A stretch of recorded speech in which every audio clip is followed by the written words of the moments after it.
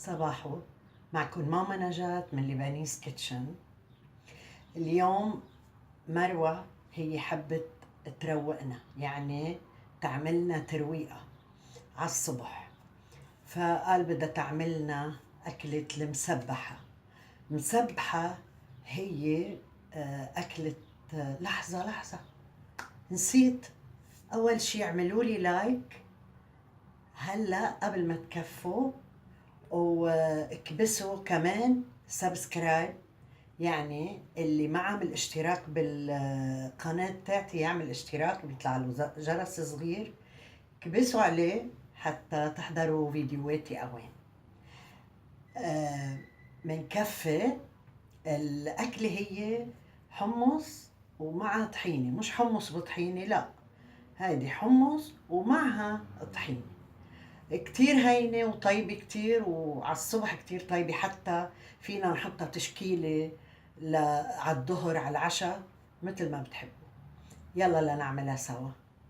المكونات هن كباية حمص حب أو 200 جرام، طحينة 50 جرام، معلقة كربونات أو كربونة أو صوديوم بيكربونات، توم حص واحد، عصير ليمون حامض، رشة زيت زيتون، رشة كمون، رشة ملح. بنقي الحمص إذا في شي حبة مش منيحة أو خضرة منشيلها، وإذا في شي حجرة وبغسلهم، وبرجع بحط معلقة كربونات وبنقعهم بالمي، بدها تكون حرارتها عادية مش سخنة.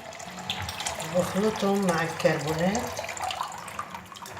لازم تكون المي أعلى منهم بحوالي 3 سنتي. بننقعهم 12 ساعة قبل ما نسلقهم. بشيلهم من المي وبحطهم بالطنجرة لأسلقهم بدون ما غسلهم، لأنه أنا مغسلتهم قبل ليضل فيهم شوية كربونات.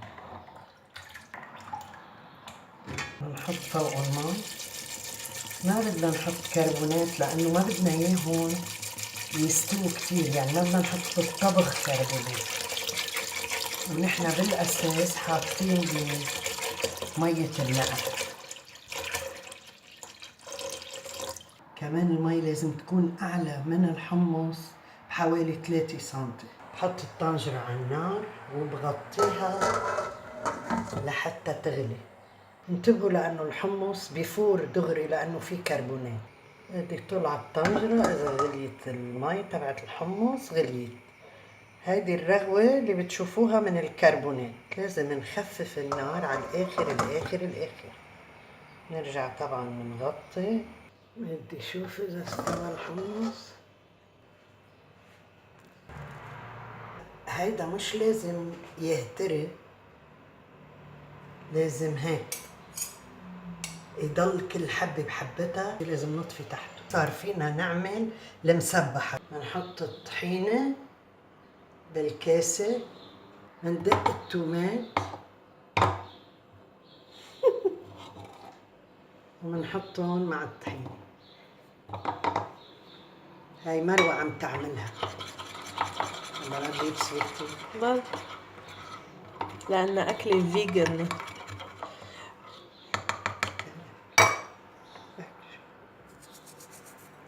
ملح. بدنا حامض معها. هلا بنحط الحامض، بنحط تقريبا حامضة.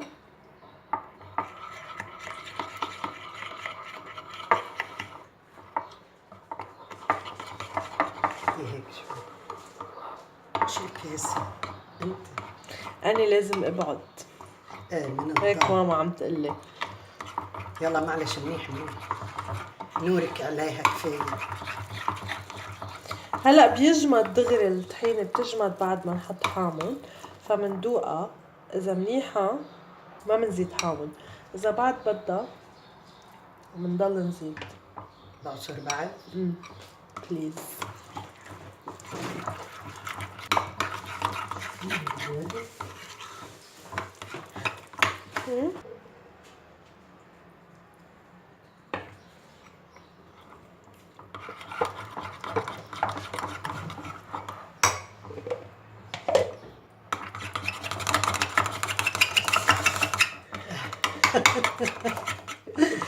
تستعجلي.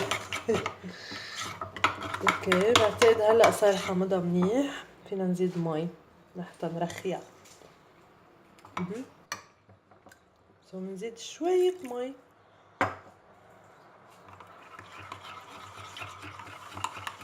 ليه ما بتحطي مية الحمص؟ تطلع أطيب شي ولا لا؟ هلا في ناس بحطوا مية الحمص، أنا ما بحبها مع مية الحمص. ايه ها، أنا كمان مثلي هيك لازم تكون ولا بعد؟ أنا بحبها بعد. اوكي. فيني بعد أحط حامض وبتستحمل. طيب الحامض شو الطريقة؟ ايه، هالحامض بهالايام كتير طيب. جد حط لك بقلبه حمص، صفيهم منيح من المي لانه ما بدنا المي. طلعت شوي أرخى مما أنا بالدجاج، زدت شوية طحينة وشوية حامض ونقطة ملح كمان. يعني ما تخافوا إذا طلعت أرخى، ما بيأثر، فيكن ترجعوا تزبطوها. وهلا بندوق لنشوف إذا كل شي مثل ما بدنا. بيرفكتو. حطينا نحن الحمص هلا، فيكن سخن فيكن مسقع مثل ما بتحبوا. صب فوقهم الطحينة. أنا بحب حط معها كمون بقلبها، بس في ناس ما بحبوا.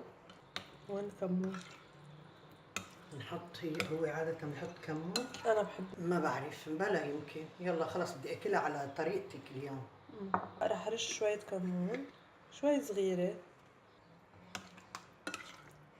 طبعا على الوجه انا برجع بحط كمون، كتير بحب الكمون جدا جدا جدا جدا. بناكلها مع بصل هاي نعم. اذا بدك. انا رح دوق شوف اذا كل شي تمام، ملحة حامضة. دوقي نجاة. طيبة مع كمون.